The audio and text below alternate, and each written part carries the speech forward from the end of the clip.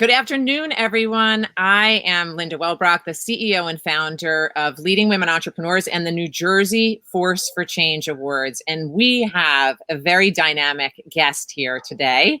We have the CEO and founder of Gary's Wine and Marketplace with us. Welcome, Gary, and congratulations on being a force for change during COVID. Linda, thank you very much for this honor, and it's a pleasure to be here with you. Virtually, but still a pleasure to be here with you. Exactly. And I'm just so thankful that we can at least get together virtually. And I'm grateful for the technology, and I'm grateful that everybody's healthy. And I am grateful that I get to interview you and get to hear your story of success. And I really am interested in how you got into this business. And if you could start just at the beginning, that would be great.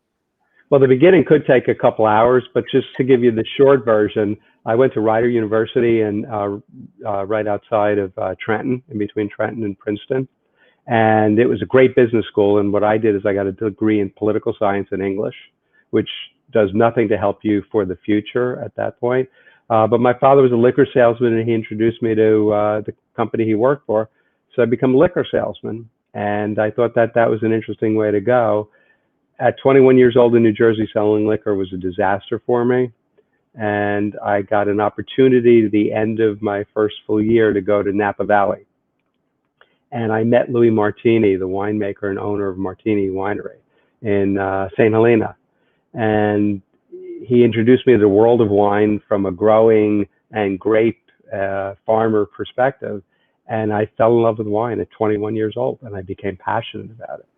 So when I came back to New Jersey, I wanted to represent and sell my friend Louis Martini's wines.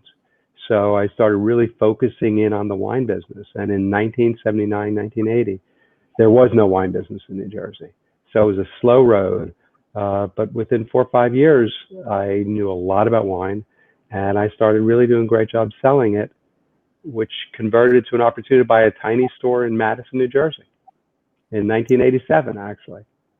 Right. I mean, it's amazing to see how the people that you cross paths with in your life can have such huge impact. And I bet you're very thankful for crossing paths with him and going to Napa. It sounds like a great journey.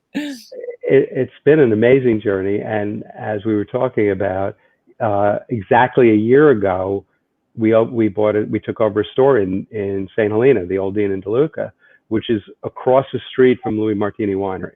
So 40 years, almost to the day, that I fell in love with wine because of Louis Martini, I opened a store in Napa Valley across the street from my first experience. And I didn't think of it at the time, but it was almost overwhelming that, you know, the kismet, whatever the world brings you, the full circle, it was really interesting and exciting for me. Well, that just gave me chills, and it certainly is full circle and a clear sign that you took the right path and you're still on the right path. So I'd like to talk to you about Gary's Wine, and you have such a great reputation in this state, and now obviously in Napa too. But what sets you apart? What have you done differently? What we've done differently is, from the beginning, my passion for wine, which is what got me here. So education of our team and our guests. The selection is really heartfelt. It's not just random bottles we're picking. Our pricing model has always been to be aggressive, but it's also, I use the word guest. We treat the people that come into our stores as guests, as how we'd want to be treated when we go to your house for dinner or when you come to our house for dinner. So what sets us apart is really the connection with the winery, the grower, the winemakers, in now the distillers. We have connections and relations with people distilling bourbon and brandies, but also the connection to the end consumer, the person drinking the product. So to me, that's really always been what we do differently. We take it directly from the grower, in this case with wine, and we introduce it to the consumer. Interesting. So talk to me about what customers could experience when they walk into a Gary's Wine and Marketplace, and what you personally contribute to them in that moment. So if you think about it, we have say 8 or 9,000 SKUs, which is a ridiculously large number of products. But most of the wines we personally tasted, and I joke that we taste a lot of bad wine, so you don't have to. Oh, So okay. if you think about it, there's so many wines out there. So we pre-test a lot of the wines. If it's a new vintage, we don't always taste it, but on most of the wines we've tasted. So when you come into our store, you know that we care about the product we carry. You Right. know that our goal is to have very competitive pricing. To take it one step further, the stores are beautiful. We're constantly reinvesting in the lighting and the floors. Our people, we try to hire the best possible people and then train them. We have food, we have cheese, meat, charcuterie, breads. So we give you that full, I don't want to say gourmet in the snooty fashion, but the full one-stop shop for entertaining, for Right. And whatever you can entertain. tell me, where are all the locations in the state? So the original location, the first store is Madison, New Jersey, which we opened in 1987. Mhm. The second location we have now is Bernardsville. The third is Wayne, New Jersey, which is our largest, and that's 24,000 square feet. Mm. Our fourth New Jersey store is Closter, which I joke it's close to nothing. So if you picture, it's on the northeast corner. So it's northeast of the George Washington Bridge. It's Yeah. really as north as you get. And then our fifth store is as west as you get, and that's in St. Helena, Napa Valley. So we run the gamut, And I said I live in Morristown, Really? which is 2 minutes from Madison, right? Now I'm 2 minutes from one store and 12 hours from another store. There you go. Well, at least you have an option, right? I And so do have an many option. others. So thank you for sharing that. Let's shift into this pandemic, and I know you're a successful entrepreneur. Um, what were some of the biggest changes that you had to make when COVID hit? It was, as an entrepreneur, as a business person, somebody trying to get through, it was the shift every day. So as for the people who don't know, my son was finishing his second year of his MBA, and he was taking his MBA from home because everything got shut down. And we arrived back in New Jersey on March 15th, and I decided to self-quarantine because I had been traveling a lot between New Jersey, Chicago, and Napa Valley. So I'd been in, Chicago, O'Hare. I'd been in San Francisco, Newark Airport.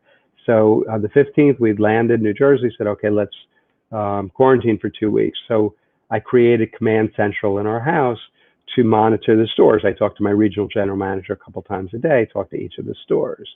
And on the 20th of March, literally 5 days after I got home, I got a call from the regional manager. He said, the stores are out of control. There are people, it's like Christmas Eve on steroids. People are back to the beer, literally all the way through the store in line. There are people lined up to try to get in the store. We have no shopping carts. We have no boxes. People are pushing. And I'm like, that's not healthy. It's not healthy for the customers. It's not healthy for our staff. So we closed the store on Friday night, March 20th, and didn't reopen. We had a family decision at 10 o'clock at night, and we said we can't do it. Can't do it to our teams, and can't do it to the guests coming in. So we put signs up in the door that were closed, and my son went to work doing technology. We had a mobile app, and we had a couple hundred, 2,000 users, I think, at that time. And we told everybody, if you want to shop in our store, you have to use the mobile app, and you can only do curbside or delivery. And Yeah. so we literally changed from retail to fulfillment center in a 24-hour period. And how was the change received from the customers' end, in your opinion? The most people great, except for the volume, and we couldn't keep up. So if you picture, our phone system was designed for one call at a time. We were Right. getting hundreds of calls at a time. Yeah. The mobile app was designed for literally fast turnaround local delivery and local pickup. It wasn't designed for 100 cars a day coming into the store to pick up. Right. So what was happening is we were getting bottlenecks. As we find a bottleneck, we would develop a solution. Bottleneck to all the cars coming. We created in the app where when you get to the store, you literally hit a text that you're there, and it gives us the make and model of your car, and it honks on the receiver's phone, so they know there's somebody waiting for a pickup. You look down, it gives you the number of the order. They take the order, with the gloves and mask on, take it out to the car, put it in the car. So we kept everything we did. We kept adjusting what we did to be able to accomplish our goals. What quickly happened is we couldn't catch up. So we literally went to everybody we could find to get employees. We went to restaurants that had closed and took their employees. We went to temp agencies and got employees. We called Hertz up and got rent of vehicles. We rented 10 more vehicles. So we went to almost 20 vehicles for deliveries. We went from pulling orders 11 o'clock to 8 o'clock to having 3 shifts starting, pulling at 5 o'clock in the morning and ended pulling at 10 o'clock at night to expand our hours on doing that. So by doing all that, within a couple of weeks, allowed us to start to catch up. Right. I have to say, sounds like a Herculean effort, and all in the name of getting your customers the products and services that they wanted in a safe way.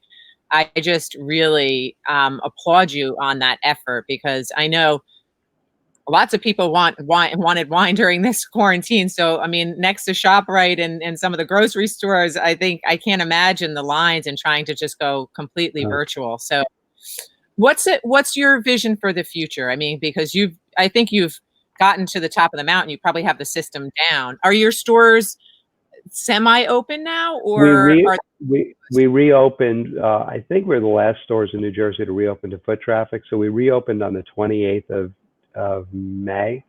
So we've been open a month now, and we're still about 30% of our business, 35% of our business is curbside and delivery, and so 65% is traditional. But we have limited number of people that we allow in at a time. We have people stationed at the front door. If you don't have a mask, we give you a mask.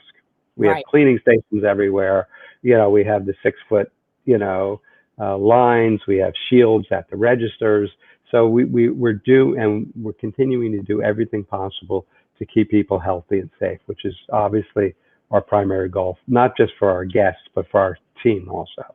Absolutely. And I just, it is heartwarming to hear about how far you have gone, and hopefully you will lead by your example and inspire others in the state to do that. And until we get a vaccine, it's really, uncharted territories, and the cases in other states are going up now. So we know that we have to continue to just take every precaution possible. So thank you so much for all you do. I can't wait to visit you at one of your stores. That would be great. I will, and we have all sorts of stuff to talk about. So I hope we get to do a wine tasting with you, and hopefully one day we can do this in person. But for now, we'll do maybe virtually, right? Would love to. I've been doing a lot of Zoom wine tastings, and they've been going over very well. So would love to schedule that with you. And I'm sure all of my leading women and Force for Change honorees I wouldn't have to twist any arms for that. It'd be fun. Okay, so we have one question that's sort of a little bit just a pandemic type question, right? And that is, what is the one thing you need every day to help you get through this pandemic? The one thing I need every day to get through the pandemic? Oh, Zev. Stop it. That's too cuteness overload. That's cuteness overload. Now, who is this little adorable? So this is my grandson, who's 9 months old, almost 9 months old, and they live in Chicago, but with everything going on, they drove here, and they thought it would be the best thing. And I got to tell you, when our kids were young, I was working literally 24 hours a day. And, I jumped in where I could. But as you know, most people at that point in your lives, you don't really appreciate it as much. But you know, this being able to give him his morning bottle and help his parents and just get the love and feel the love and give the love has Oh, made it well worth it. It's the best.